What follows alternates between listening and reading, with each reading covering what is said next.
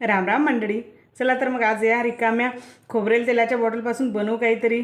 मग मी ओलपुट्टी छान भिजून ठेवलेली होती आणि तिचं छान पातळ करून घेतली, म्हणजे पोळीसारखं, आणि ते लावून घेतलं. छान लावल्यानंतर त्याला आपण छानसे हात, म्हणजे हातासारखे नाही आहे पण ज्याच्यामुळे आपण एका झुल्यावर बसू शकू असे हात बनवून घेणार आहे.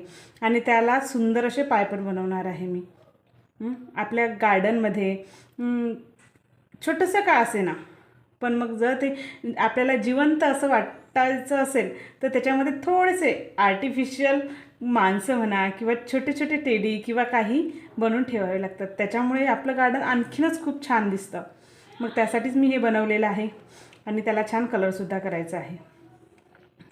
अशा काही वस्तू आपल्या गार्डनमध्ये असल्या की गार्डन कसंही असलं, छोटं असो किंवा मोठं असो, त्याचा वेगळाच लुक येऊन जातो. आणि तिथं पाहताना, तिथं आपण जेव्हा फिरतो तेव्हा तिथला आनंदसुद्धा खूप वेगळा असतो.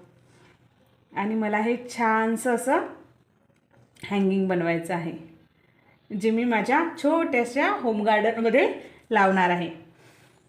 त्याच्यामुळे माझ्या गार्डनमध्ये तर खूप सारा असा जिवंतपणा येऊन जातो.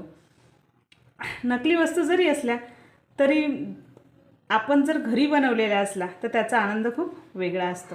बघा कसं बनलं मग, आणि कसं दिसतंय माझ्या गार्डनमध्ये. आवडलं असेल तर नक्कीच सांगा. राम राम.